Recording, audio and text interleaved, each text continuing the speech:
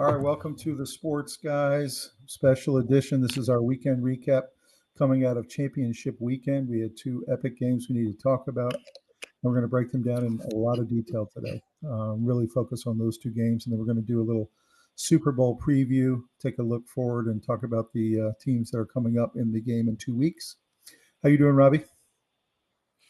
I'm doing great. Really enjoyed those games yesterday. Had a good weekend. Awesome.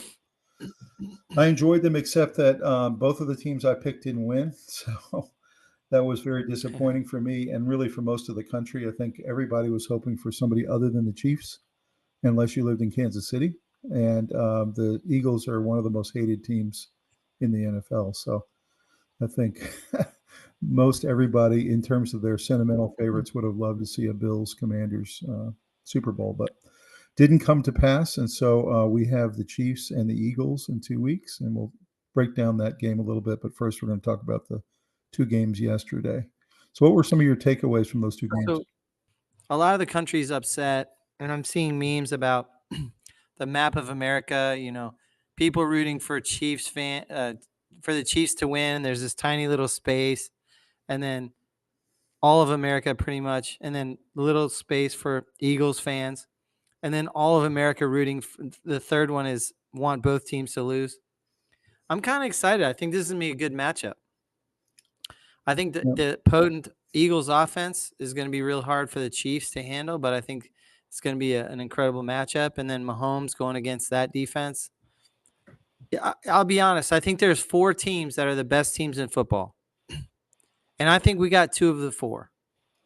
And we named it 4 3 weeks ago. Remember? But I don't think we agree necessarily on what they are. I think the Chiefs, the Eagles, the Lions, and the Ravens are the best 4 teams in football. We do agree. 2 of them got knocked out early, so I thought the chance of beating the Chiefs went way down. But if there's one team that has a shot out of those, out of the whole league, this is one of the 3 teams that could probably do it. Because at no point did I think the Bills were going to beat the Chiefs. I never believed that. But I do think the Eagles, the Lions, and the Ravens could, if they got the right game plan, they had rest, they were healthy. If things lined up perfectly, they could beat the Chiefs. I don't think the Bills could rarely ever beat the Chiefs in a playoff game. I just don't think it can happen. Yeah. Well, it is a really good matchup. These are 2 really great teams. They're 2 of the better 4 rosters in football, like you talked about. We agreed on those 4 3 weeks ago, that those were the 3 best. I personally, at that time, thought it was going to be the Lions and the Chiefs in the Super Bowl, or the Lions and the Bills. I thought the Bills and the Chiefs were clearly the best teams in the AFC. The Lions and the Eagles the best in the NFC. And that's kind of how it came to pass. A couple of those teams got knocked out a little early, but in effect, these are the 2 best teams that are left, and it is going to be a really good matchup. I will say the Chiefs have a decided advantage, in my opinion. I don't think the Eagles have played a defensive line like this all year, and I think they're going to be a little stifled at the line when they realize they can't run the ball like they're used to.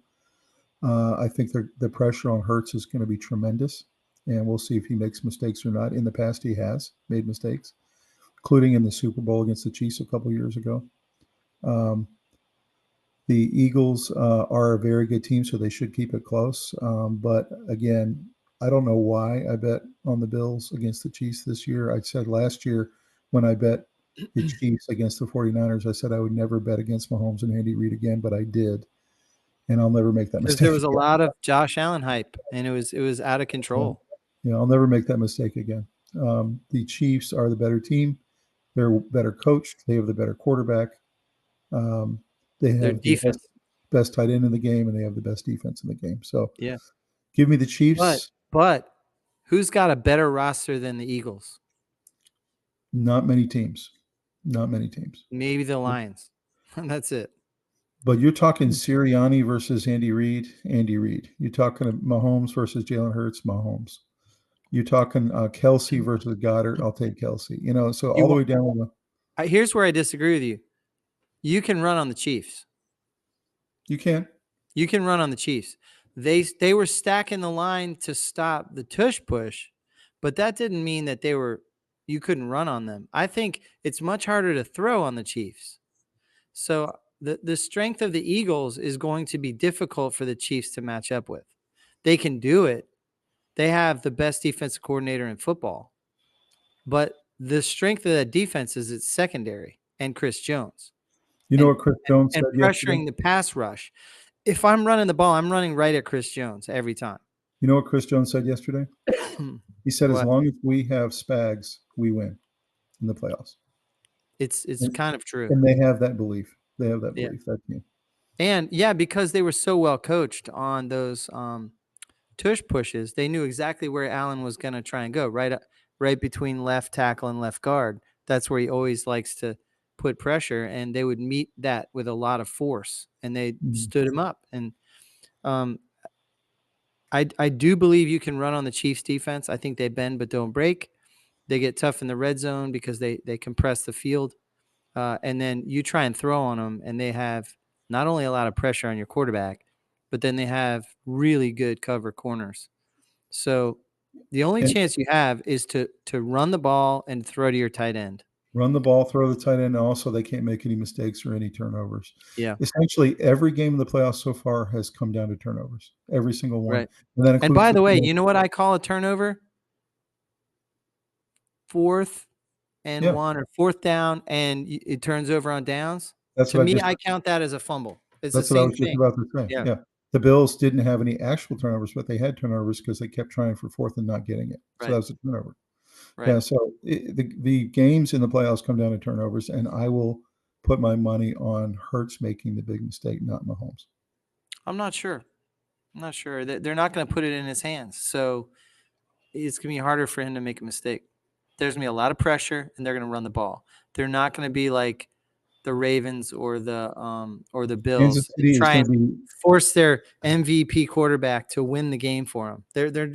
They're smarter than that. They're not going to let Hurts be the difference. I don't see Kansas City giving up big plays to A.J. Brown. I don't see them giving up big plays to Devontae Smith. I do. What they're going to do is they're going to Saquon Barkley going.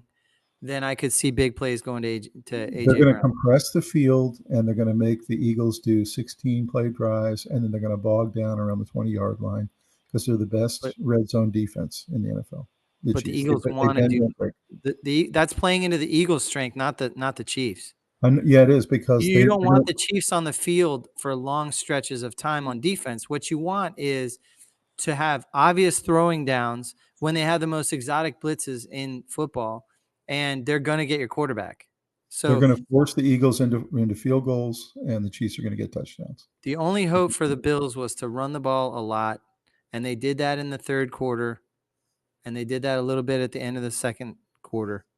And those were the times when they made their moves, and they actually took the lead. But when they stopped running the ball, they played right into the Chiefs' hands. And I think the Eagles are going to watch that film. And do I think much of Sirianni? No. But do I think that he's got good coordinators who really get it, and they have a great squad, and they have the best roster in football most likely? Yeah, they got talent everywhere. They got talent in their secondary, the Eagles. They got the best defensive line in football, and they have great linebacker play. I mean, they have an unblockable guy just like Chris Jones. Jalen Carter is as good as Chris Jones, in my opinion. He's that unstoppable. Did you see the play where Jalen Carter, the running back, was coming across to cut him, and he hurdled him? Yeah. That was so crazy. I know. Defensive linemen don't have that kind of athleticism. Over the course of the game, they're going to force the Eagles to do long drives and get threes. They want long drives, and then they're going to do long drives and get sevens, and that's going to be the game, and that's why the Chiefs will win by 7 to 10 points. We'll see. I think this is the best possible matchup we could have had. I think if anybody's going to have 2 interceptions, it's going to be Jalen Hurts. He's going to be pressured a lot. I heard on podcast today they were talking about, while they were watching the game, they were watching the Eagles bulldoze the Commanders. They said the Bills have no chance to stack up against the Eagles, whereas the Chiefs do have a good chance. So it's going to be a great matchup. I think it'll be a good game. I think the Chiefs will kind of create some distance in the second half. What's interesting is the Bills' game plan was very similar to the 49ers game plan in last year's Super Bowl, where they didn't run much the first half and they had Christian McCaffrey. And then the third quarter, they ran Christian McCaffrey like crazy, and they caught back up in the game, and they made it a really good game. Exactly what happened with the And Bills. then fourth quarter, what did they do? They turned it over to Brock Purdy and had him throw every down, and they ended up losing. Not quite true. The fourth quarter, they ran the ball and they scored, and they took it to overtime. In overtime, they ran the ball nicely down to the red zone, and then they threw 3 straight times. Mm-hmm. So, and in that deciding drive yesterday, what happened? They abandoned the run, and you had Josh Allen go incomplete, and then a little 5-yard pass across the middle of Coleman. It wasn't just the last drive; it was the whole fourth quarter, Tom. And then he leaves it to 4th and 5, where they have to have it. And the Chiefs pulled up maybe the best blitz of the entire season by blitzing his right side because they knew he was going to be rolling to the right. And he almost comes up with a miracle pass on that play. But bottom line is that it was just a terribly called drive. I don't know what they were thinking. Well, time was a factor, and so not really. It was 4 minutes. 4 minutes. You don't want to be. You don't. Yeah, but you were going to score and give Mahomes the ball with 2 or 3 minutes left. You can't do that. You had to eat up the whole clock. So instead, you're passing and doing incompletions. No, I think you're running there. Yeah, I agree.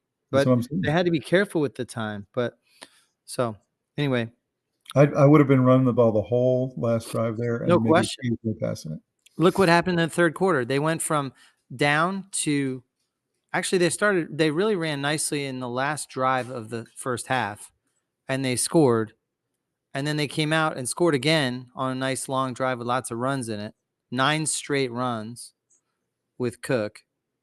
And then with Cook and the other running back. And then and Josh Allen ran once or twice. But it was 9 straight runs. And then they scored. And then they did a nice pass run balance, which they did really well in the playoffs, which is why they were really unbeatable. Their offense clicked nicely with a nice balance. And then when they hit the fourth quarter, they just started throwing every down almost, and it didn't work again. Mm-hmm. So it really came down to coaching. They got wildly outcoached. I'm hearing a lot of talk about getting rid of the Bills coach, and I don't agree with it, but I think that they ran into a masterclass of superior coaching, and they could not compete. Well, I'm not betting against Reed Mahomes again. I'm not doing it. So you know where I'm leaning for the Super Bowl. Let's take a look at the game stats. Let's do it. So this is our weekend recap. January 27th, the Super Bowl is set. You see a couple epic pictures there of Mahomes on the left. That's one of him celebrating at the end of the game, and then one of him holding up his 3 rings, which he's going to try to add to in 2 weeks and get his 4th. There's a picture of Hurts there also celebrating against the Commanders. And then there's a picture right next to it of Nick Foles, who was the last Eagles quarterback to hold up the trophy a couple years back when he actually knocked Tom Brady and the Patriots off in the Super Bowl. And then there's what the official NFL poster looks like for the Super Bowl, Chiefs versus Eagles, which is going to be held on Sunday, February 9th at 6:30 p.m. in New Orleans. You see some of the big players from both teams there. Mm-hmm. So let's take a look at the offensive stats. Jaden Daniels, 29 for 48. Not a very efficient day for him for the Commanders. 255 with a touchdown and interception. He had 3 sacks on him with a rating of 72. Tress Way, the punter, had a fake punt, so he was 1 for 1 for 23 yards. Daniels also had 6 carries for 48 yards and a touchdown.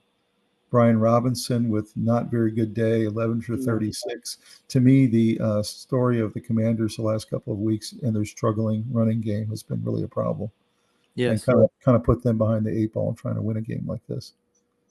Austin Eckler with 8 for 15, really kind of an atrocious running situation there. And, of course, Eckler had a really horrible fumble later in the game. Yeah, bad fumble. Yeah. Really bad. Ertz had a humongous day, 11 for 104. McLaurin, a really nice day and a nice touchdown. That was one of the sweeter touchdowns in the game. Mm-hmm. Dwamie Brown had 3 catches for 42. He also had a really atrocious fumble that crushed the team. Yeah. Zacchaeus had a couple of nice catches, and then Ben Sinnott is the one who caught the fake punt. Mm-hmm. That was a nice play. So any thoughts about the Commanders' offensive day? Well, I don't like Jaden throwing that much. I think anytime he's throwing 48 times, you might be in trouble. Mhm. He had a good day. He was running for his life. The amount of pressure they put on was pretty much almost like nothing he's seen all year. I was pleased with what Hurts and McLaurin did. I don't think Brian Robinson was good enough in the playoffs. He was Mhm. not an elite back. So I feel like they can upgrade there. Something was Mhm. wrong. And I don't know if it's offensive line play was so bad it made him look bad, or It's if he really just been isn't very good and he had nice games during the season. But it's really been the second half of the year. It hasn't just been the yeah, playoffs. The Commanders' running game has really fallen off. They've got yeah. to find a situation where Daniels doesn't have to be the leading runner every week. That They just have doesn't. to do something different at running back. Yeah, Um, in fact, if you were to say the Chiefs, if they could improve, it would be in running the ball. no doubt. Um, There's no doubt about it. but yeah, I thought McLaurin was excellent. I thought Ertz was excellent, and I was disappointed in the running game, and it made them one dimensional, and that really hurt Jaden Daniels because he was under so much pressure. And Daniels had a lot of incompletions. This was not an efficient day, if you really Hmm. look at it. So He threw ran the away ball too many nicely, things. got a touchdown. I mean, he was a star, but he couldn't carry the team by himself, and that's kind of what was going on. Is Right. his offensive line and running back play did not look good enough to be in that high level of a game. That's exactly right. So the Yeah. closest they ever came was 34-23, 11 points down. And essentially, fourth quarter, the Eagles put it away. So let's take a look at their stats. Jalen Hurts with a really efficient game, 20 for 28. They continue to Mhm. not lean on him as much as they used to. But even so, he had one of his better games in a while. 246 and a touchdown. He had a rating of 110. In terms of his rushing day, he was 10 for 16, but he had 3 touchdowns on the ground. Yep. So a huge day for him. Short Saquon, yardage. Saquon was just all world. I think he clearly is the best back in football. Yes. He had He's the 118 MVP. yards and 3 touchdowns. And then Will Shipley came in and relieved him in the third quarter and essentially had a fourth quarter to remember. He had 4 carries for 77 yards and a touchdown. Yeah, he looked good. So all of a sudden, the Eagles have just this prolific rushing attack all over the place with 7 touchdowns rushing in this game. And the Pretty team crazy. was going crazy when Shipley was having that success. That's right. So it was It was kind of really cool to see that. exciting to see Barkley get out there and be so happy for him when he scored his first playoff touchdown. So on the receiving side, A.J. Brown had his best game in a long time, 96 yards and a touchdown. Goddard had a pretty nice day. Smith had Yeah. some nice catches over the middle. They looked elite at the wide receiver position. Yeah, exactly. They looked really good compared to what they have looked like. I was actually pretty confident that Washington could win this game because Hurts had looked so bad recently, and I figured they would just put 9 in the box and dare him to throw it, and he did, and he actually completed a lot of big passes. Yeah, So he this was. looked good. So what were your thoughts about You know what the he Eagles? said to Sirianni before the game? He said, quote, "Let me out of my straitjacket a little today." And Yeah. they did. They let him throw a little bit more. It was controlled, but they got a nice lead with running the ball like they were. And I'm telling you, if you rein in Hurts and then you let it back out a little bit, he's pretty elite. But he's Mhm. not an elite quarterback in all situations. You have to really Mhm. control his environment. That's And right. if you do that, the Eagles can be elite. He's still only throwing it 28 times, and that was his I know. best throwing day in a long time. That's all So you want him to do. that's It's right. the same. It's really the same with Allen. Did you see 55 points coming out of this team? Yeah. When you asked me, one of the last things you asked me on the last podcast, do you think they'll be able to stop Saquon Barkley? And I said, nope. Yeah. I don't think he can be stopped. If anyone can do it, Spagnuolo can do it. But I don't know. I don't know that the Chiefs have the run defense to pull this off. Hmm. We will see. We're going to find out. So on the right there, you see a couple of really cool photos. One is of Nick Foles' Super Bowl ring, the last time the Eagles won it. And then there's one there of the Washington Redskins, the last Super Bowl ring from 1991. That's Mark Rippon's ring. So pretty cool to look at some of the old pictures of what the rings used to look like. Anything else on the offensive side of the ball before we go to the defensive stats? Yeah, I mean, offensively, the yardage was pretty imbalanced towards Philadelphia, 459 to 350. The rushing yards was incredibly imbalanced, 229 Philadelphia to 99 Washington. And offensively, the red zone, 7 for 7 Philadelphia and 1 for 2 Washington. Mm-hmm. Yeah. You know, I noticed in the second half of this game, it seemed like Washington was really out of shape. They were really gassed on Yeah, defense. I know they were out there a lot of the they game, were out so there too that's long. part of it. Yeah. But they were so gassed. I mean, you could tell a couple of those touchdowns in the fourth quarter. Typically, they probably would have stopped, but they just they just looked like they didn't have any more energy left to finish the game. So it was kind of a pathetic performance if you really think about it. Washington's going to have to go back to the drawing board here. There's no way they should get blown out 55-23 Uh, in a playoff game. I think that everyone knows their defense was playing above their level, and they ran into a team that could exploit their weaknesses and just they pummeled them. I think if the Commanders get about 4 pieces on defense, maybe 5, I think this team could be a pretty deep playoff team. Like, No, I I know agree. they made deep playoffs this year, but I think most people would say they didn't really belong there. Mm-hmm. But I think they would belong there if they got a couple pieces on defense. They need a running back. They need about 4 or 5 really good players on defense, and you're right. They're Yeah, going to be right in there because they've got a lot of the other yeah. pieces already. Completely They agree. need they need some defense. They got some nice pieces now, Bobby Wagner and a couple other guys, but they had some injuries and they didn't have the depth to really handle it. And I mean, the Eagles are a Jalen Hurts or a Saquon Barkley injury away from just being an average NFC team, right? Those 2 players are so critical to them. I don't know, man. They got such a roster. Like, I disagree that they're close to not being good. They're loaded with talent. I Mm-hmm. mean, the wide receivers are elite. Goddard is elite. Mm-hmm. Hurts is elite when they run the ball a lot and he turns and does play action, or you're not expecting him to throw and he throws. He's And good. this was good experience for Shipley because that gives them a really nice backup going into next year. You got Will Shipley sitting there; he can play. You Yeah. know, Oh yeah. And their offensive line is elite. So mm-hmm. they're bulldozing people and giving Well, this Hurts was. time. I mean, for most of the country, this was very depressing to watch. For the Eagles fans, they are just elated because this was a butt whooping.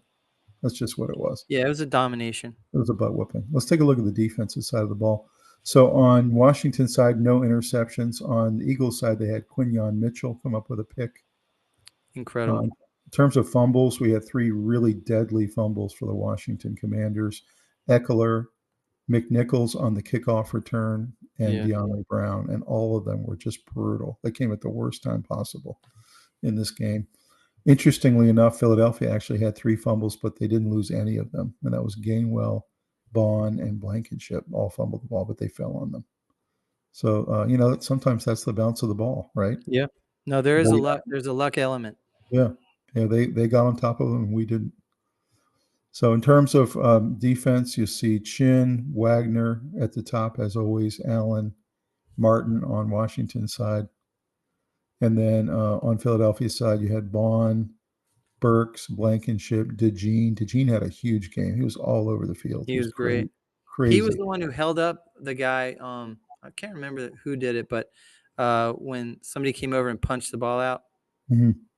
Yeah, um, DeJean was the one who held the guy up. and then Frankie Louvu was all over the place for Washington. He had a Yeah, lot, he was good. lot of energy. A lot of energy. He had a really nice sack. He had a couple times where they were doing the tush push, where he was the one going over the pile and trying to get trying to knock Hurts back so that they could stop him. Usually unsuccessfully, by the way. But interestingly enough, he was the guy that they sent over the pile. So the Eagles Well, have that play was literally. that play was hilarious because that was a big that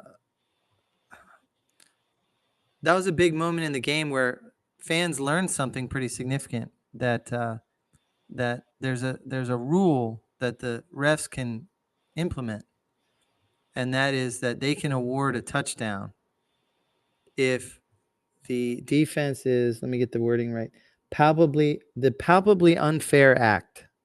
A ref can award a touchdown if somebody is doing something illegal on purpose to stop someone from doing a touchdown. So in the Commanders case, they were on the 1 yard line, so they would run up for the tush push and they would jump over the pile and they would get there early. So it was a penalty, but you're only moving the ball a few inches. So Luvu kept running and jumping over the top, and they kept jumping off sides, basically trying to time it perfectly.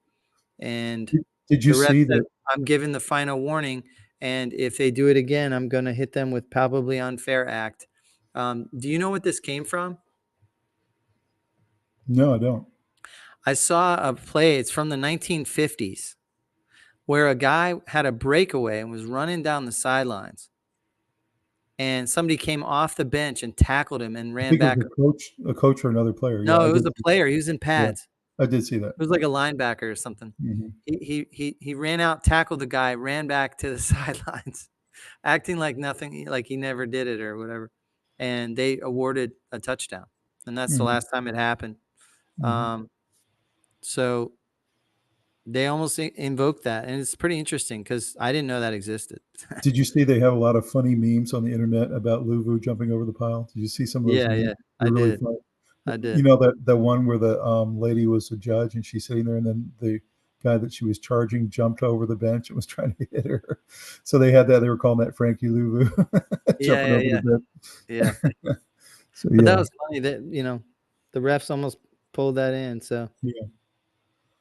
Any final thoughts on this game, 55-23? Obviously, a huge disappointment for us Commander fans. Yeah, I mean, what I'll say is the Commanders had 4 turnovers, and the Eagles had 0. And the statistics in the playoffs are pretty interesting. The turnover discrepancy for all the winning teams throughout the playoffs has been 21-3. So if you didn't win, you got 3 turnovers through the whole playoffs, all those games combined. And if you were on the winning side, you cumulatively got 21 turnovers. So the turnover battle did dictate, for the most part, victory. Now, I do throw in the turnover category as 4th down stops. So, because that's giving the ball over. So turnover on downs, to me, that's a turnover as well. So think about that. The Philadelphia Eagles won 4-0 in the turnover battle, and they also were 4 for 5 in the tush push, whereas the Commanders were not nearly as successful on 4th down. So you had several possessions also stolen there. So they probably stole like 5 or 6 possessions in this game, which is why the score's so lopsided. And they scored on 4 of them.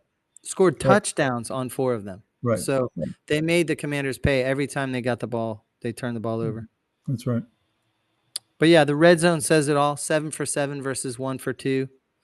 And passing yards, Philly was 7.7 per throw, and Washington was 4.8. So this idea that Hurts can't throw is just wrong. It's just he can be rattled. So as a defense, your goal is to like stack the box and stop Saquon and make Hurts beat you, but don't get too comfortable because he could potentially. Right. He's not Mahomes, but he could beat you. Except he's facing the Chiefs defensive line next week. Well, it's not just that. He's facing their secondary. That's right. They're going to win the ball in the air if it's a 50-50. That's right. Well, this is a great season for the Commanders. I mean, I think they're a year or 2 ahead of schedule with this rookie quarterback. They've got a lot of needs in the offseason. They'll be filling those. They have $80 million in cap space. So they're really looking good to acquire free agents and bring in a lot of new talent. And for the Eagles, I mean, like you said, one of the best rosters in football, and it really showed up yesterday. So yeah, top 2. Yeah, they have they're loaded everywhere. They have potential all pros at all levels on the defense, and their offense is stacked. And they have the best offensive line in football beside the Lions. They're good everywhere. There's no weakness on the Eagles. If there is one, it's the quarterback, but he's not automatically a weakness. It's just under certain circumstances, it could get away from him. But if you use him in the way they're using him, he's an asset. He's a weapon. They're running him in short yardage. They're having him throw a little bit, and they're hand the ball to the league MVP, Saquon Barkley, in my opinion. No doubt. Let's take a look at the AFC Championship game. This was an epic battle everyone was looking forward to. This was a rematch of a couple of years ago, one of the best playoff games anyone's ever seen between Mahomes and Josh Allen, and it definitely lived up to the hype. It was a great game. Really came down to the last possession. Let's take a look at the offensive stats here. Allen was 22 for 34, 237 with 2 touchdowns. He had a rating of 104, which is very solid. Cook with 13 for 85, did most of that damage in short periods of the game, and then they went away from him for a lot of the game. I don't know why, but he did have 2 touchdowns. Allen was 11 for 39, picked up some really big plays with his legs. Ty Johnson, kind of an okay game, and then Ray Davis with a couple short yardage gains there. The big surprise in this game on the receiving side was Mac Hollins, 3 for 73 with a touchdown, had one of the nicer pass to catches in the entire game, and really in a long time. I think that was a great touchdown. James Cook with a couple catches. Shakir had a couple big catches in the first half. Amari Cooper also. Dalton Kincaid 2 for 13, but of course made the big drop at the end to end the game. What were your thoughts about the Bills' offensive day? It was I put a lot of the blame on the game plan. They had such a good season where they were using Allen properly. Their star was not Allen, it was James Cook. And I feel like they still don't even realize that.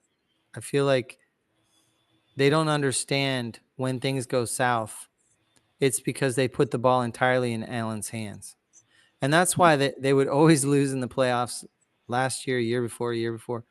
And it felt like this year they kind of got it. It was like I've been liking it to the Elway years.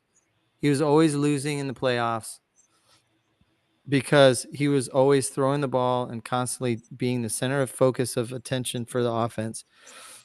As soon as Elway got a great offensive line and a great running game, he won 2 Super Bowls back to back. And that's what it felt like they had figured out with Allen, was make him less of a centerpiece for the offense. So while all this talk of him being MVP seemed crazy to me, I was watching why they were winning, and it was because their defense was playing better than they were actually talent-wise. They were stepping up their game, and they were running the ball down people's throats.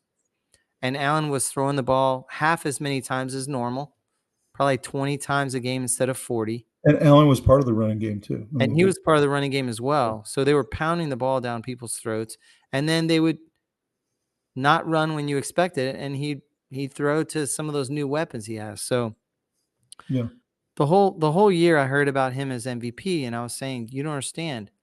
He's not even their team's MVP, in my opinion. Cook is. He's a lot like calling Lamar Jackson the MVP. I think it's Henry on the Ravens. As Henry went, so did the team. They blew people out when Henry had 30 carries, and when he had 18 or 16, they lost. And everyone's scratching their head. How did they lose? Because their weapon wasn't implemented. So what I saw on their offense was, if you look at their drives, their first drive was 1 Josh Allen keeper and 2 passes and a punt. Their second drive was 6 throws and 3 rushes. They got a field goal. So it was good. It wasn't great. They sputtered out. Then the next one actually was 8 throws, 4 runs by running back, and a couple Allen runs. So it was almost more balanced. They got a touchdown. That was at the end of the half. No, that was in the second quarter. Then they had the next one was 3 passes and a punt. And then the next one was 6 passes and 4 runs, and that was a touchdown. So when they were balanced, they scored touchdowns. When it was heavy towards passing, they weren't. At the end of the first half, they scored a touchdown to close it from 21-10 to 21-17. So they went into halftime with momentum, came back out at the beginning of the second half, scored to go ahead. So it really was that halftime momentum swing thing. They came out, ran the ball 9 straight times in the second half to start the second half and rammed it down their throats and scored. That's where you can beat the Chiefs. But as soon as they started putting the ball up in the air, bad things started happening. Well, it wasn't just that. You had quarters in this game where Cook was a big part of the running game and a big part of the game plan, and then you had quarters in this game where they essentially didn't give it to him. That's what I'm saying. And those They quarters threw the ball instead of giving it to him. The quarters they didn't give it to him were the quarters they lost to the Chiefs. The quarters they did give it to him, like the third quarter when they really were dominating into the fourth quarter, they were giving it to James Cook. And so you're exactly right. The game plan, they did the same thing the Ravens do. The Ravens abandon the run at the wrong time in these playoff games. So to start the second half, they had 8 straight runs. Sorry, not 9. They threw a pass, and then they had 3 runs and then scored a touchdown. And on the last drive of the game, that was a statement drive, and that's when the Chiefs were on the ropes. And on the last drive of the game, where it's 4 minutes left in the game, that's plenty of time to run the ball.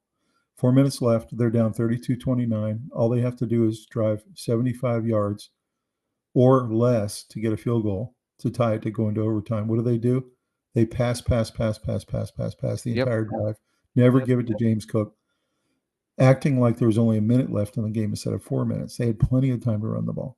And instead, so then on that last play, they had already gone incompletion, and then 5-yard completion to Cooper, setting themselves up for a 4th and 5, which is already dangerous if it was a regular game. But when you're in the playoffs and elimination, you just can't get yourself into that situation. And then, of course, Spags calls one of the blitzes of the year by blitzing right to Josh Allen's right side that they knew he was going to roll into. He still finds a way to get the ball off, and really it should have been caught. But bottom line is they shouldn't have been in that position because they should have been running the ball and been balanced. So game planning, like you said, I mean, they had enough juice in this game to win this game and find a way to lose it because of game planning. They were effective at running the ball this year in their victories. When they were one-dimensional, they lost. And they had some bad losses at the beginning of the year when they played good teams. They got exposed. And then they found nice balance on offense going towards the end of the year and playoffs. And everyone started saying how Allen's the MVP and that they're unstoppable and they're going to win the Super Bowl. And I remember thinking they're probably going to go far if they stay balanced. But I don't have a lot of faith they're going to because of all this MVP talk. They think their quarterback's the MVP. They're going to have him go toe-to-toe with either Lamar or Mahomes, and Allen's not going to be able to stand up to those guys. Yeah, that's right. So unfortunately, they made the same errors that the Ravens do, and the big question is are the Bills or Ravens ever going to get over the hump because they never learn? I mean, they keep making the same mistake. I'm starting to think no, because I would have thought both teams by now would get it, and they don't. So I don't really have much faith that they're going to get over the hump. Mm-hmm. Well, let's look at the Kansas City side of the ledger. Mahomes goes 18 for 26, pretty efficient, 245 and a touchdown with a rating of a 111. So had a really solid day passing. Didn't have to do too much.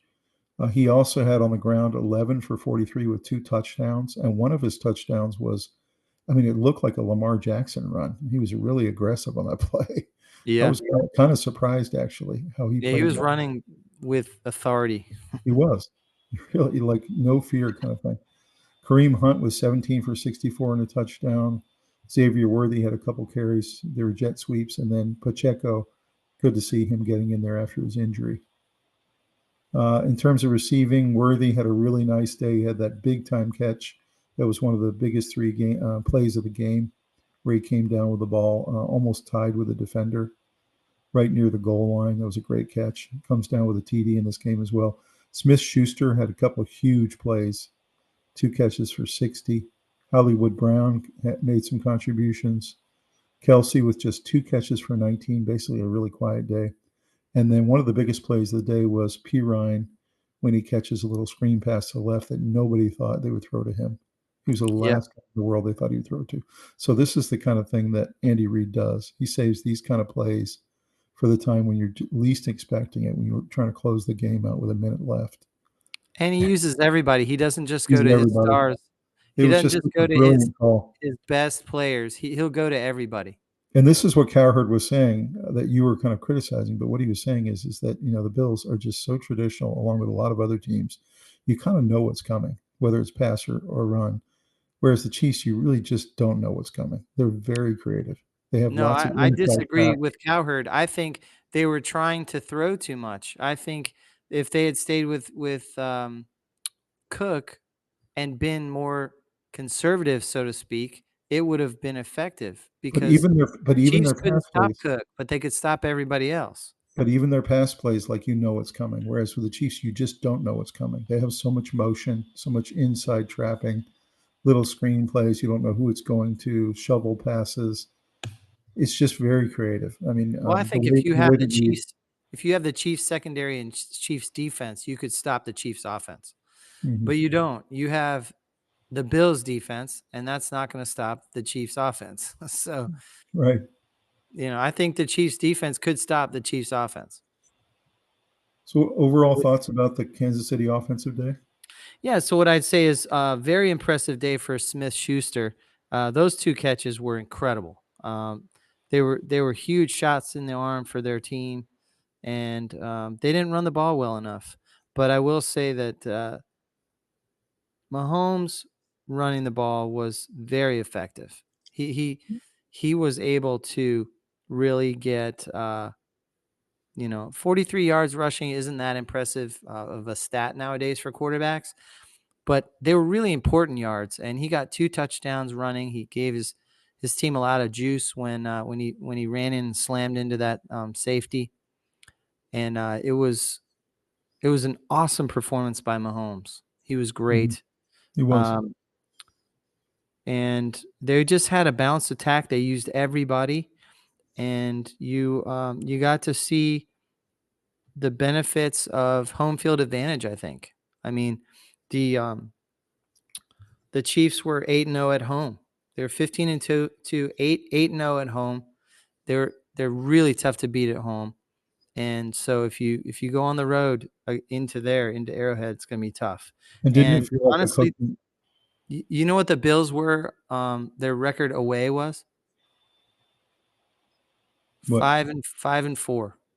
Mhm. So I mean that's not a great away record. So they had a nice year. 13-4 is amazing, but they Yep, lost all their games on the road, and that's what happens. You want home field advantage because of the playoffs.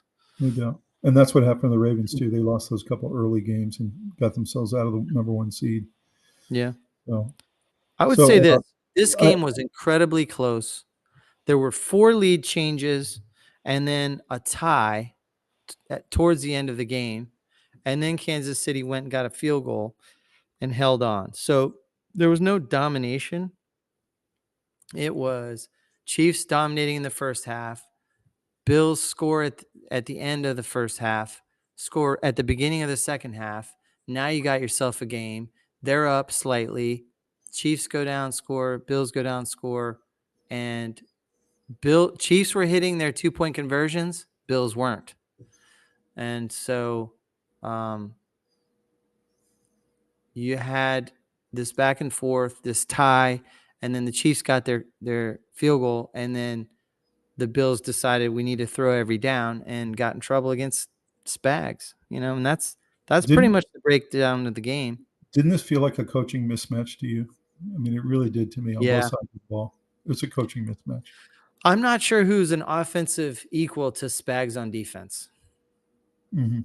I'm not sure. The only way you beat them is pound the ball and run Saquon Barkley and 4 yards in a pile of dust, 4 yards in a pile of dust, and then I he mean, busts one. maybe Cliff Kingsbury or, Ben Maybe, McDonald, you have a couple maybe guys like that. with Yeah. good enough personnel and a good enough offensive Mhm. line, maybe. So pretty cool picture there to the right of the Kansas City ring that they got last year. It shows the 3 Super Bowls on it. And of course, Mahomes is going for his 4th now. So we'll see if he's able to get it. Let's take a look at the defensive stats. In terms of fumbles, Josh Allen had 3 and Ray Davis had 1, and they didn't lose any of them. That was kind of a miracle. But Yeah, they they had got really fortunate. four It could fumbles have that been got an them off absolute blowout if those had turned into change possessions. Right. Whereas Mahomes had one fumble and he did lose it. So technically, the Chiefs actually won the turnover battle. Or No, actually, because turnover on the Bills, downs. actually the Bills won the turnover battle from a pure standpoint, but then on turnover downs, yes, Yeah. they And lost those because count. In my world, those they count were as 2 for turnover. 6 on fourth down, 2 for 6 in the Yeah. tush push, which is not good. And they lost a lot of possessions there. Whereas, we watched how it was run to perfection in the Eagles game. So, in terms Yeah. of defensive tackles, Cole Bishop leads for Buffalo. Milano, who's the great linebacker, also had a sack. Rasul Douglas. So they had a lot of good players on the Buffalo side of the ball, played pretty well. In terms of kick returns, Ray Davis, 1 for 28. This was really interesting to me. If you look at the Kansas City kick returns, 4 for 107. So the Kansas City again leads in the special teams categories. We They talked had a real about nice return. Yep. how Kansas City really takes special teams seriously and likes to win that phase of the game. Mm-hmm. In terms of tackles, you had Connor with 9, Tranquil, Bolton, Reed, all these guys contributing on the Kansas City side of the ball. Even McDuffie got involved in a lot of the tackling on the edges. Any thoughts about the defensive performances here? I thought that the Bills hung with the Chiefs to an extent, but at the end of the day, during the important drives of the game, the Bills' offensive play calling played into the Chiefs' strengths. So Mhm. I think that was a coaching mismatch and was the difference in the game. That's right. If Josh Allen had lost a couple more of these fumbles, this could have been a real blowout. So, Yeah, that's what I'm saying. yeah, I'm not sure that they would have gone for it that many times on fourth down if it wasn't close. But I think that there were times where I would have kicked the extra point and gone in with total momentum from the score you and notice just that you notice in the playoffs, every coach goes for it on fourth down now. There's no punting anymore, yeah. and they all go for 2-point conversions. And I think it's a so, huge mistake. so it's all analytics, and they're basically we're going to go for it on every fourth down and 5 or less. If it's 4th and 10, they'll punt it. But if At it's 4th some and 5 point, or less, yeah, if it's 4th and 7, they're not going. If it's 4th and 2, they're going every time. At that's right. some point, the analytics will not support it, and they will go back to field position mattering. And I think I'm a field position guy.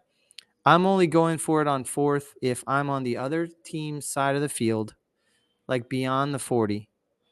But it's too far for my kicker to really have a good shot at it. And if we miss the kick, it's going to be their ball from there The anyway. problem So is that you're playing Patrick Mahomes, and they know that if he gets the ball, he's going to work his way down, doing little 5-yard passes to Kelsey all the way down the field, and they're going to score. So yeah, they but look at the it thing like I don't want to they're like we can't beat the Chiefs in Kansas City unless we go You for it on can. fourth down. You can if That's you what hang we're around and you hang around and you hang around. You can. You can't if you make mistakes, including going for it on 4th and getting stuffed. First of all, they have the worst tush push I've seen in the NFL. I played rugby, and what is it so special about what the Eagles do with the tush push? It's simple. he gets Hurts low. gets the snap. He gets really low, and it's a leg driving situation. It's a lot like what we would call a scrum. Okay, Mhm. which is where you lock heads and you push and you do pure leg drive. Okay, the reason Mhm. it's so effective is number one, he can squat 600 pounds. Mhm. Number two, he's behind the best or the second best offensive line in football. Number three, he gets really low, and guess what? The defense can't see where he is for a few minutes, like a few seconds, until it's too late. So they can't pressure a spot and repel the push. What happens with Josh Allen is he was going high, giving him less force. The Mhm. defense could concentrate on that one spot and drive him backward. And he kept trying to reach over the top for the first down, whereas Hurts is going under. He's submarining. He's going under with the ball, and he wants to end up in the end zone. And you have to get lower than them, and it's really hard because you don't know Mhm. exactly where he is. So um, the way they performed the tush push was wrong. The amount of times they did it was wrong. And just thinking Josh Allen's a big, strong quarterback, he's always going to get it for you. He's not right. He's strong when he's in space a little bit. He can get a little momentum. But they would put him in shotgun because they wanted him to have a couple of Actually, yards. in space, he can break a couple tackles because he's so Yeah, damn big. he's So yeah, strong, but he's Mhm. not powerful like he's going to drive the pile. He's just not. Like a DB and a linebacker are not going to just knock him down one tackle. Like Mm-mm. he's going to break that. No. So yeah, But those chief linemen, defensive linemen, were pushing in hard, and then there would be some linebacker, Karlaftis or somebody else, would come up, and you'd hear a loud crack because these guys were hitting with so much force at the point of contact, and they could locate the quarterback because he's standing 6'6" straight up in the air, right. and so it was just poorly executed by the Bills. They need to go back and be coached by the But Eagles. Rob, Spend time with rugby coaches on how to perform that play, but and Rob, if, the Bills clearly didn't. they went 2 for 6 on tush pushes. If they had taken 2 of those missed possessions and turned them into field goals, they would have Yep. won the game. Yeah. I mean, you never know because maybe the Chiefs did different things, but Yeah. the Chiefs clearly wanted to just run the clock out once they had the 3-point lead. But Mhm. yeah, I mean, you could say they certainly had an opportunity to win it if they had turned that into some other points. And Taking some points. Yeah. it's kind of Mhm. wild. The line was 2.5, so they covered. I know. That's pretty cool. That But is there's funny. so much about this game. I mean, 4 lead changes and then a tie, and then It Kansas was a City great goes game. up. It 2 was a great failed game. 2-point conversions, 4 fumbles that didn't turn into fumbles. Um, First downs 28-22 for Kansas City. Third downs 5 for 9 versus 5 for 14. Kansas City's advantage. The Fourth only down. the only people who are happy about this game are the Swifties and the people who live in Kansas City. Everybody else wanted the Bills. I'm pretty happy because I think this is going to be a good matchup. Yeah. I think the Eagles Chiefs is the best remaining matchup we could have. Do you know Everybody what I think watching the Bills. do you know what I think the best matchup could possibly be? Lions Chiefs. That was the play. That was the game. Yeah. Right. Because the Lions play such free flowing offense with throwing screens to their tackles, tackle eligible linemen, um, running sweeps with their tight ends. Like they do the craziest offensive plays. They Jameer have, Gibbs. yeah, they have Jameer Gibbs getting a handoff and then going around the end, throwing it. It would be so cool to watch that offensive mind go to work against Spags. That was my dream was Ben Johnson against Spagnuolo. Mhm. That would be the dream matchup. Be fun to watch. Yeah, for sure. Yeah. But there's a lot of heartbroken people, not just in Buffalo, but around the country. A lot of people want to see Buffalo get off the schneid. They just Mhm. feel bad about them. So, and I'm talking a lot of casual fans who really wanted Buffalo to win this game. So, and did not want Kansas City to go back. There were a lot of people that they're just sick of it. They just want somebody new in the Super Bowl. So I'm okay with Kansas City we'll going. see. I'm certainly not a fan, We'll see. but I think Kansas City Eagles was the best I option don't we hate had Kansas available City. left to us. I don't hate Kansas City. I don't hate Mahomes. I'm just telling you how the country was feeling. They Yeah. really wanted Well, I him to think win. there's something to that.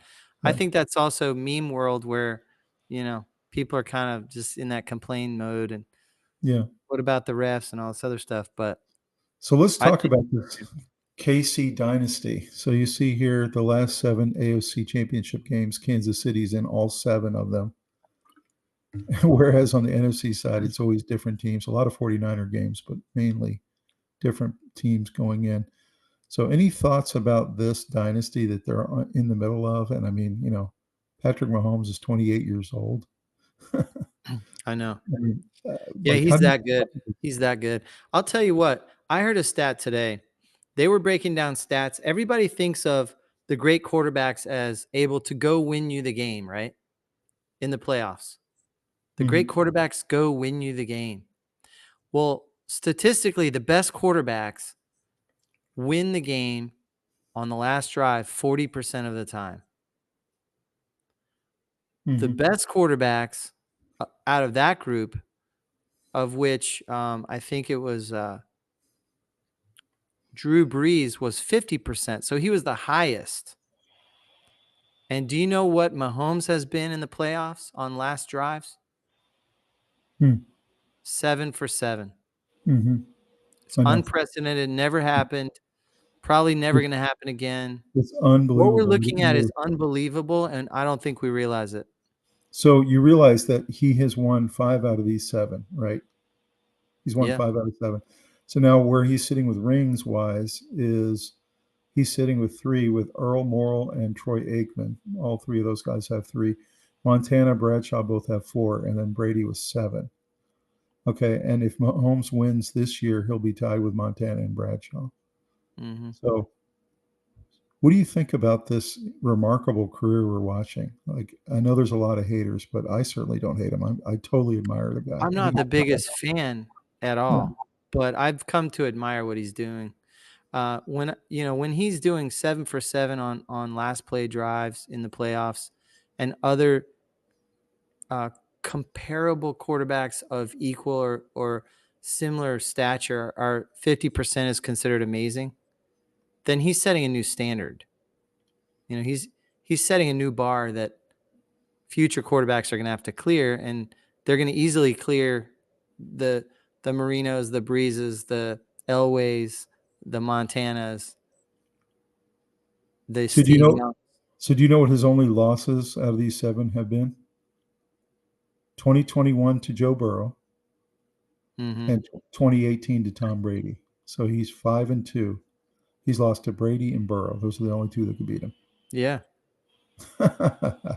He's beaten Allen twice, Lamar once, and then of course he played the Titans, who I don't think had much of a chance in that game. But so this is pretty remarkable. By the way, his early wins were not because of the defense.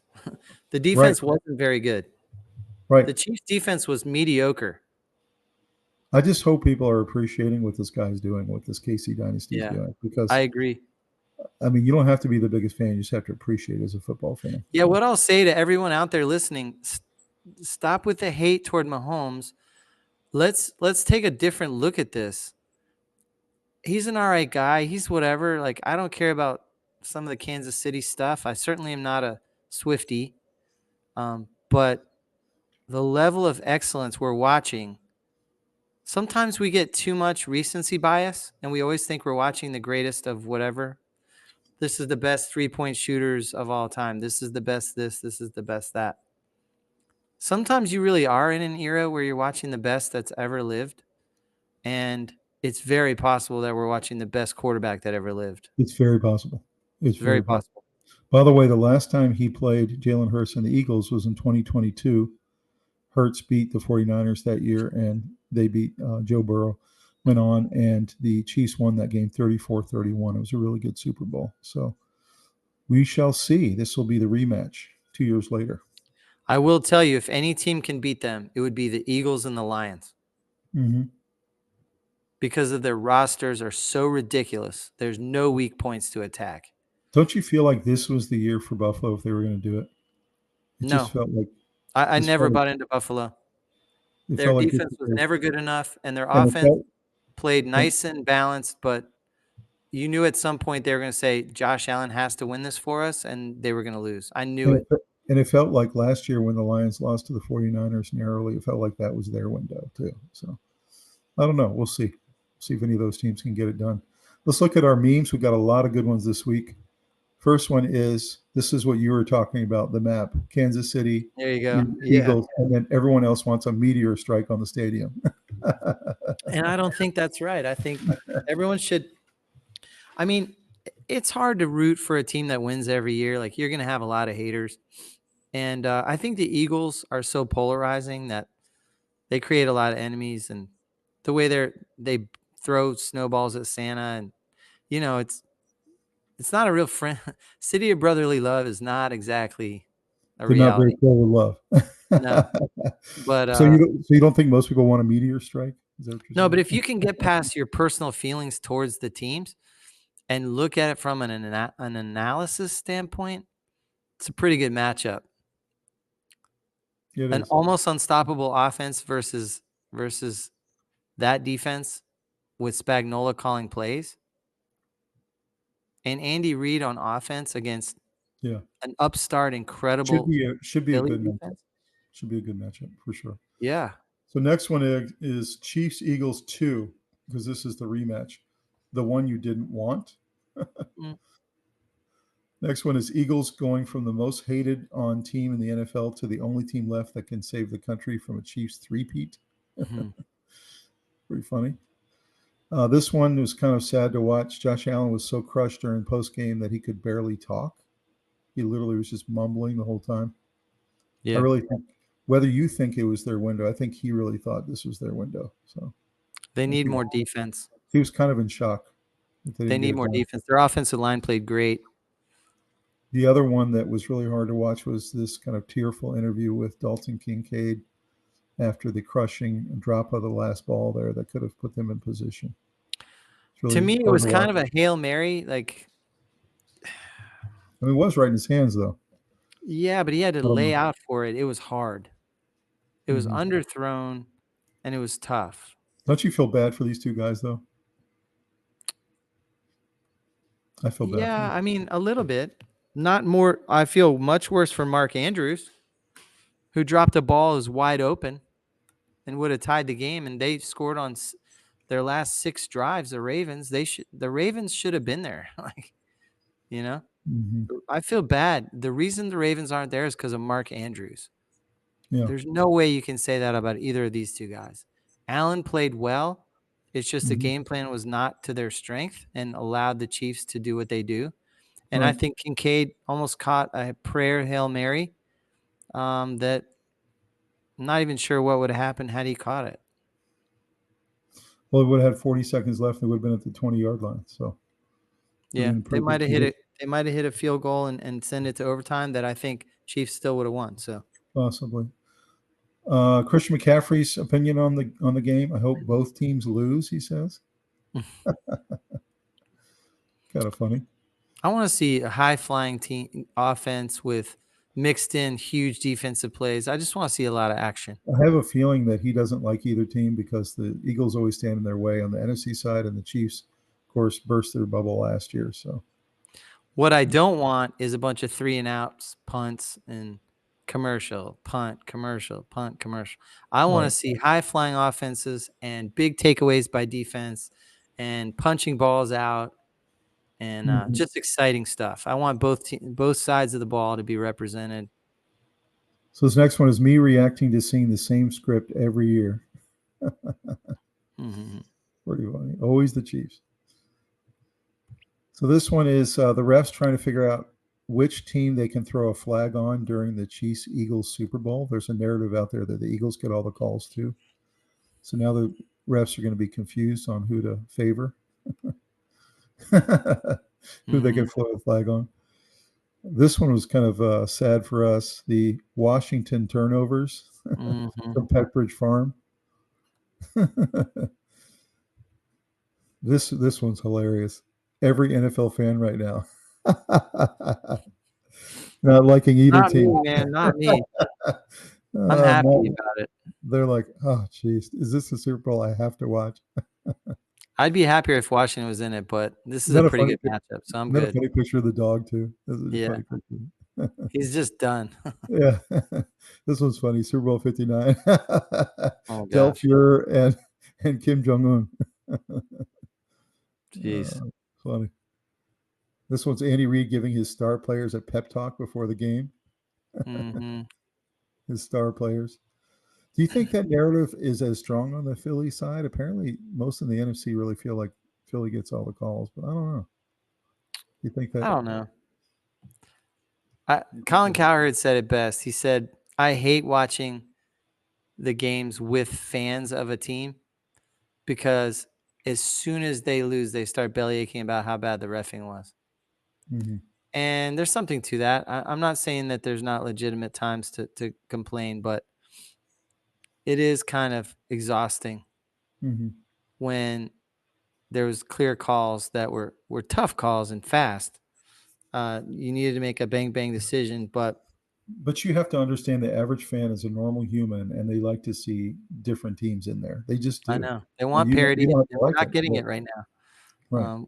We're getting less parity in the NFL than we've had in a long time, and we're having more parity in college than we've had in a long time. So it's kind of a reversal. It just these things go in waves. Mhm. Right now, we're in a wave of all but 3 of the same teams were in the playoffs this year. So that's not how it's been prior to this year. Right. So there was less parity this year for whatever reason. This is a funny one too. Patrick Mahomes preparing the night before the AFC Championship game with his Crazy. friends. Yeah, pretty funny. The narrative is funny. I mean, whether it's true or not, Yeah, I don't it's think it's amusing. true, but I It's think it's amusing. I think it's BS, but Nah, it, it's BS. yeah. You're gonna get hate if you're successful, you know. This Yeah. one, the NFL looking at their Super Bowl viewership this year.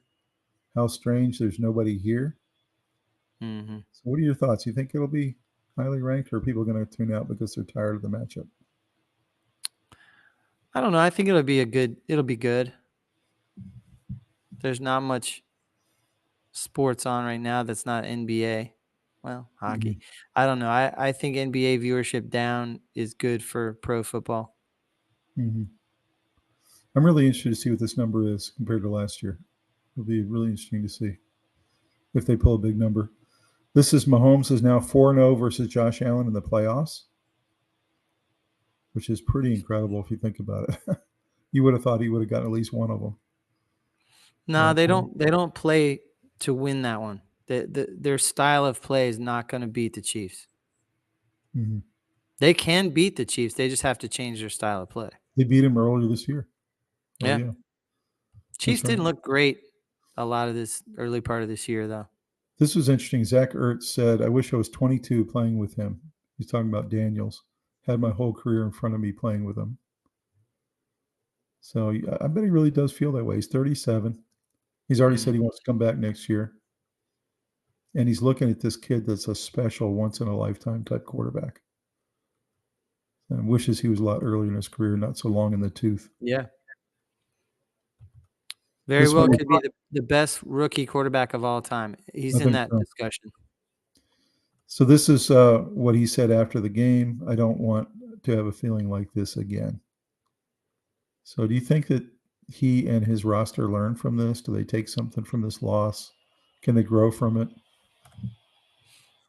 Yeah, I think they have to look hard in the mirror and see which position groups weren't strong enough and what coaching decisions were made that kind of allowed, the level of turnovers that was happening and not coaching up the running backs to carry the ball a little more carefully and run and wide receivers just trying to make plays, but the Eagles made the plays. They punched the ball out. They stripped it. Um, Jaden threw the ball too many times, and they're one dimensional. There's all kinds of lessons in there, but it starts with personnel, and I think they're good 1 to 2 drafts away from being seriously competitive in a game like that. Mhm. They're about 5 defensive players away, complete change, to be competitive against an They beat NFC they championship game. beat the Eagles once this year, so I mean they're right there on the door. But you're right, they're They had not an complete. awesome season. They're not a complete roster. They're There's not. They're no not good doubt. enough to win that one yet. So next one it was Matthew McConaughey hailing since 1974. That's his old Redskin jacket.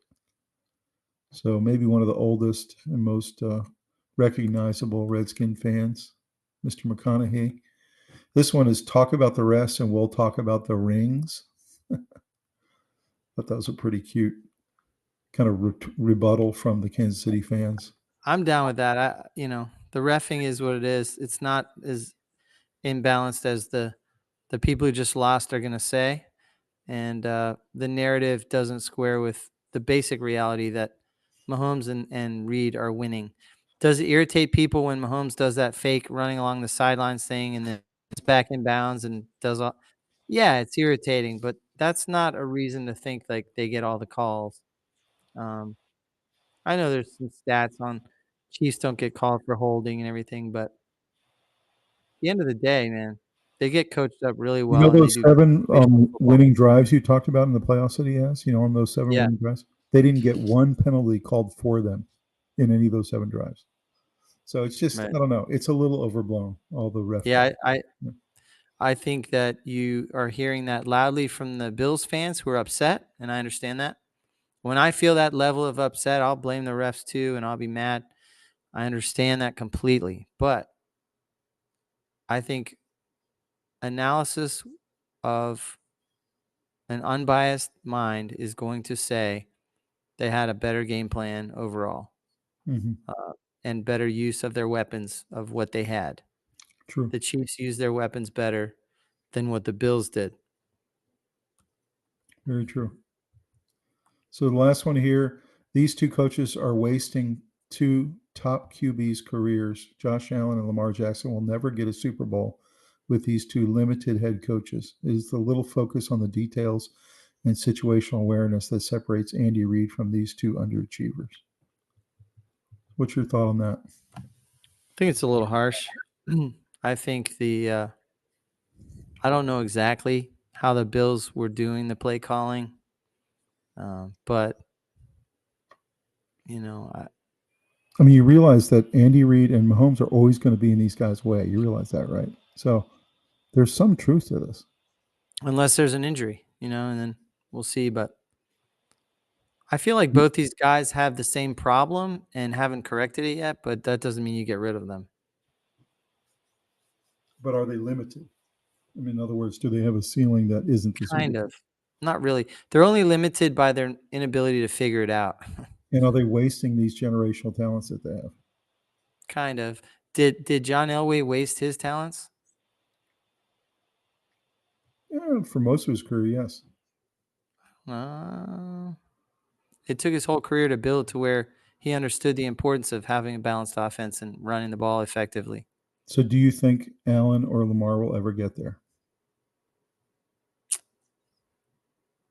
It comes down to these 2 men right here. Are they going to have balanced attacks and strong defenses going to the playoffs? Because you've also got Burrow, you've got CJ Stroud, Neither of their defenses were good enough this year to win the Super Bowl. you've got Herbert, you got a lot of different guys in the way. And I don't know. I feel bad for those 2 franchises. I really do. And for their fans, because they've got these incredible franchise quarterbacks that are 8, 9 years into their careers, and they just can't seem to get over that final step. And it's very frustrating, you know. Chiefs are always standing in their way. Yeah. All right, so here's the big matchup. Kansas City Eagles on Fox, February 9th, 6:30 p.m. This is our final subscriber challenge of the football season. Who will win the Super Bowl 59? Please drop us a comment down below. Tell us who you think is going to win it. First of all, tell us who you want to win it, and then tell us who you really think is going to win it. And so, Robbie, I want to turn it over to you, man. Let's join the subscribers. Okay, so remember what I said, that it's too simplistic to say it's just coach quarterback. It's coach quarterback defense. So the advantage in that goes to Kansas City, All 3. all 3. However, the defense for Philly is close, and they have something the Chiefs don't, and that's a stack. They don't have a weak point that you attack and exploit. Jalen Carter is, And they have the guy who may be the MVP this year. So and they have the guy who may be the MVP. And by the way, there's going to be nothing the Chiefs can do to stop him. that's right. The only way the Eagles can get stopped Saquon is if they stop running him. They start giving Hurts the ball to throw all over the place. And so it's tough. It's tough. What I'd say is I don't really care who wins. But I'd like to see a different winner this year. So I'll say I'm rooting for Philly, kind of, which is hard because I don't love Philly. But I think the Chiefs, Mahomes, and Spags defense is too much to defeat. Mhm. But I will say I will not be shocked at all because Philly's roster is that good. Mhm. They don't have a weakness. They've got, multiple running backs, wide receivers, tight end options. The quarterback can squat 600 pounds.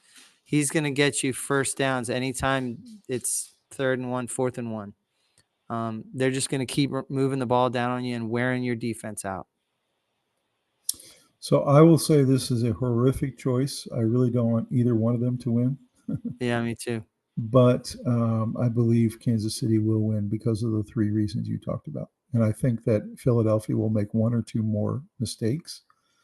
Hurts will probably throw a pick. They'll probably have, one Devontae Smith fumble or something. They'll have Maybe. maybe one tush push that doesn't happen or something like that. Maybe a missed field goal. In the end, Kansas City will get it done by 6 points.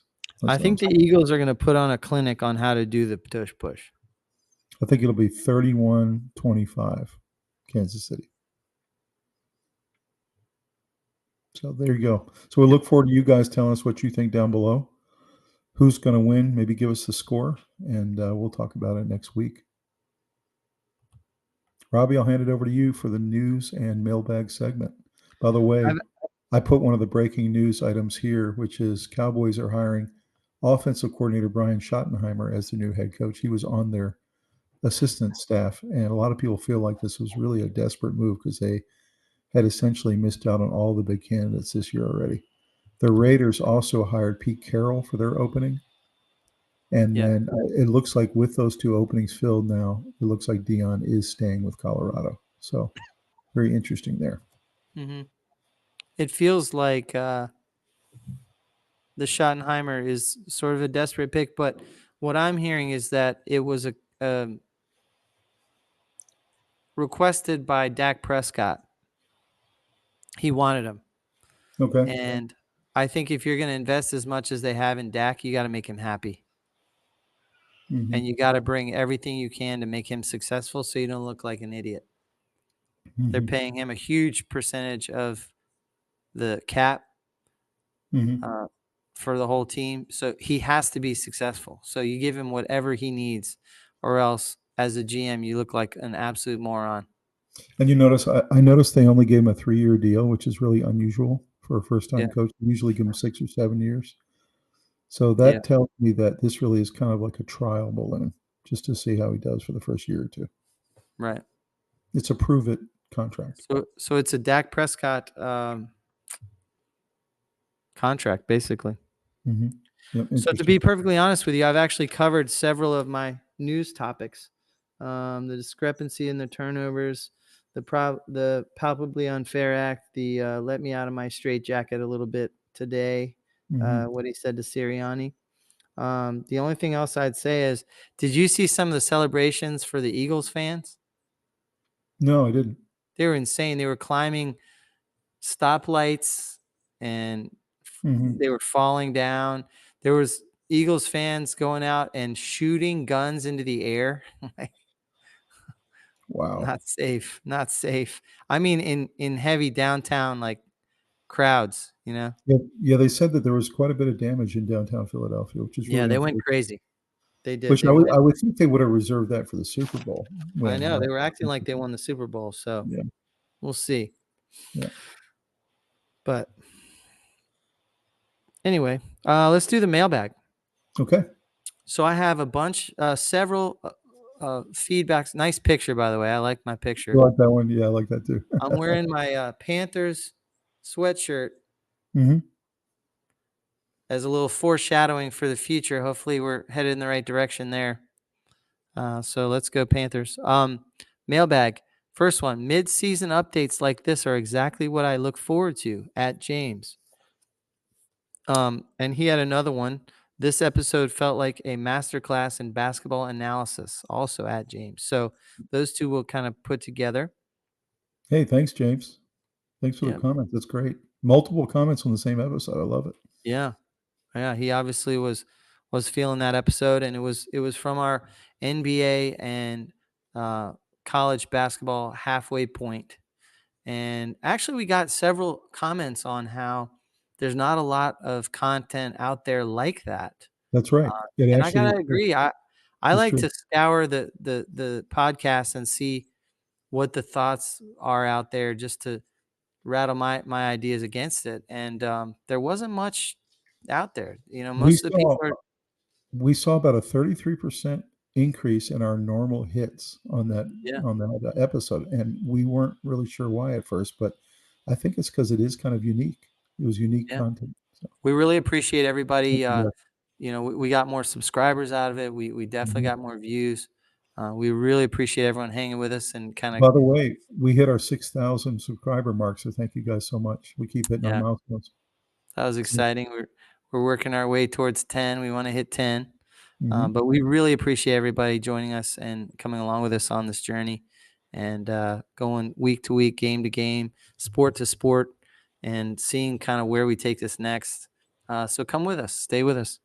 Um, and so there wasn't a lot of NBA and NCAA basketball, sort of pre halfway point type analysis that we Mhm. could find. We found some, but it was less than what you would think out there. So I Mhm. think that contributed a lot to us getting a little bit more views. Anything else about James's comments? That's awesome. Keep them coming. Yeah, we'll keep doing basketball. It's just Mhm. starting for us, where we're going to focus on it a little bit more. Um, Next one, solid content. Once again, I'm sharing with my friends. So that's what we love to hear. That's music All to our right. ears. Keep Yeah. sharing them, guys. And that's at Joseph. So thank you, Joseph. Fantastic. And we appreciate the comments about the content. Next one, ACC needs to build up their NIL money to compete. That's a real estate investment. Completely agree. That's what we need to do. The ACC is starting to get left behind. It's really disappointing and sad for us who love the ACC. And I'm not sure what they need to do. They need to pull their boosters together. They need to get their NIL collectives together, and they need to find a way to compete, or else they're going to be relegated to one of the lower conferences. What do you think about that one, Robbie? Yeah, I think there's a certain reality that's not being dealt with. The ACC co- schools have always prided themselves on being sort of better academic institutions a little bit, and a little bit more serious about student athlete stuff. That's why Carolina was such a scandal, because that was not something that most ACC schools were doing at that time. Mhm. But if it had been an SEC school, or a school maybe that's a little less focused on, are these football players learning anything, and are they Right. really student athletes, or are they just athletes, um, in those conferences, I think it wouldn't have been as big a surprise to have the teaching scandal, the fake classes and all that. No But to question. have it be an ACC school that is very well respected academically, that was pretty surprising, I think. I think a lot of the old school coaches have left now and gotten out because they didn't want to be part of this system. And now that you've gotten people that are there that want to be there from a player and coach perspective, now it's time to start raising the money because the system's the system. You're either going to play in it or you're not. And ACC's got to try to compete. So, Yeah, yeah, and I think they get it, and it's just taking time to put together a strategy and a plan. I know that schools. I work at a university, and all the schools share ideas all the time. All the chancellors talk. All the athletic directors talk, and even though they're competitors, they talk about what's working for them and what's not. Um, a lot of these coaches are friends. They'll well, and talk it to each helps other. all of them if the ACC rises because it Yeah. rises all boats. So they Yep. all want the ACC to be better. Yeah. Yeah. So I fully agree that ACC needs to do a better job with NIL money, and just generally getting ahead of the curve, on instead of trying to be reactive, being more proactive, and getting involved in the new wave of player first, player empowerment. Uh, if you're mean to a player, he might transfer. Expect that. So maybe adjust your coaching style a little bit. Keep recruiting your players. Look what Ohio State did. They didn't go buy a bunch of players from outside bring him in and win a championship.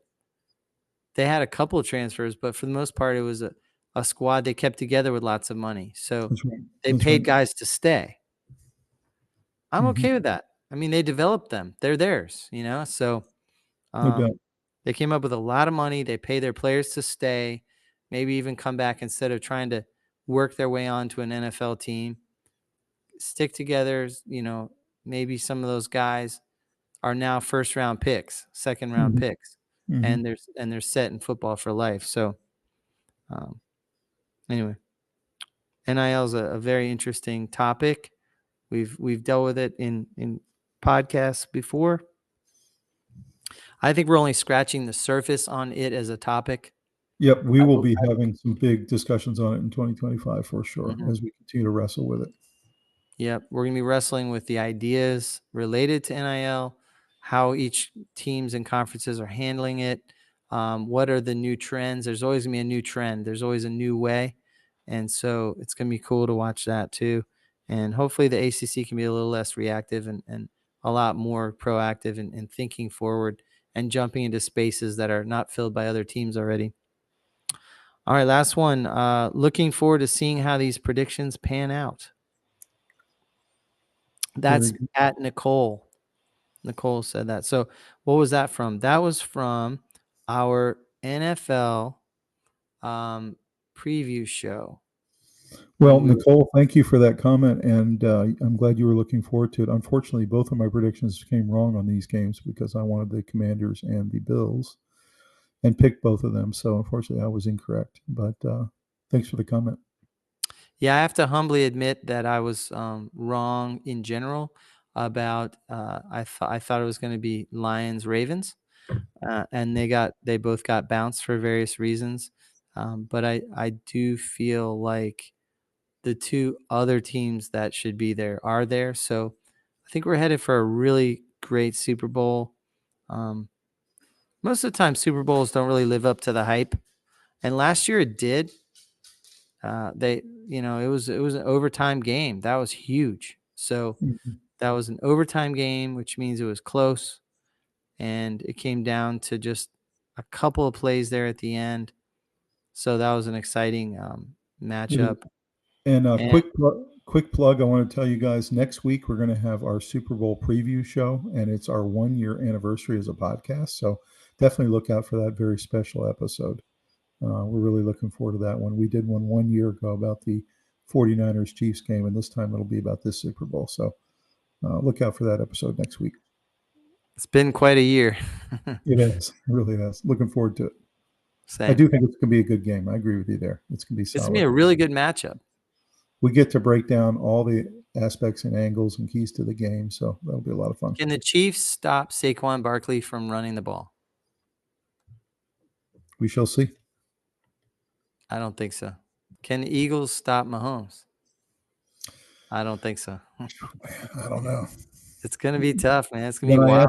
When I asked you that same question about the Commanders, you said no, and you were correct. So we will certainly see. Yeah. I got I to was think. hoping there was one path I saw the Commanders could beat the Eagles. I knew it was sort of requiring an inside straight, but I thought if the Commanders got out to an early lead Had and to play the forced lead. them to go away from running Saquon and had Hurts have to throw a lot, they could win that game. Bills were the same way. Bills needed to play with a lead. Yeah. The And it teams didn't that are happen. And then underdogs they need had to. to win the playoff battle. I mean, the turnover battle. And of course, Washington did that. So we were talking about it. There was a path where Washington could win that game, but they didn't because they didn't do any one of the 4 or 5 things they needed to do to win the game. Mhm. Um, they need to keep it close, Needed to run the ball. They needed to not do run the turnovers. ball, limit You got explosive plays, long drives. McKinnon's turnover on that kickoff return, which is absolutely brutal. Yeah. The Brown fumble was brutal. Just every time they turned it over, it was just another, Eckler, non- oh, yeah, it's just terrible. terrible. Yeah. Yeah. And So then they did everything they could not do. in So terms of they the Bills, Bills got down 21-10 instead of getting up 21-10. That's what I was thinking. They really yeah, but they needed the came back and 21. were winning. Yeah. That wasn't the issue. The issue is what they did in the fourth quarter. Yeah. Yep, went away from the run at the wrong time, as always. Yep, they sputtered out on offense with all these 3 and outs and attempted fourth downs and gave the ball back to the Chiefs in bad field position and the Chiefs made them pay a little bit. Well, man, what are we going to do this weekend with no football? That's going to be tough. Well, basketball. There you go. You know? It's going to be fun. Please like this video and subscribe to the channel. And we got a lot of good stuff coming your way. Like I said, the big Super Bowl preview show next week. We're looking forward to that very much with you guys. And we got some more basketball coming your way. And we have a couple other special episodes coming your way, including the part 3 of the Strange but Cool Sports episodes. That's coming your way. And then we have the bocce, the rugby, and the American football history and rules of the game episodes all coming as well. So we got a lot of cool stuff coming your way. Mm-hmm. Final thoughts, Robbie? Excited to see how this all plays out. Thank everybody for joining us. Excited to kind of dig in a little harder on this basketball. I think it's both the college year and NFL have been real exciting. A lot of new stars emerging. Not that many new teams, but definitely new players are on the map now. And to see that amazing NFL draft from this last year pan out into all these new stars is pretty cool. And you got March Madness is only 7 weeks away. March Madness is coming. The Masters is coming. And then you have the draft. NASCAR starting. The draft is only 12 weeks away. So yeah, the draft. It's going to come so fast. So we'll see how it goes. Hockey's rolling. There were a bunch of trades this week that were exciting. Just, plus our hockey teams are really good right now, the Capitals and Hurricanes. Yeah, so it's really, really fun to watch. Yeah. All right, guys. Well, we'll see you next time on the Sports Guys. Thanks for tuning in. Have a good one. Have a great one.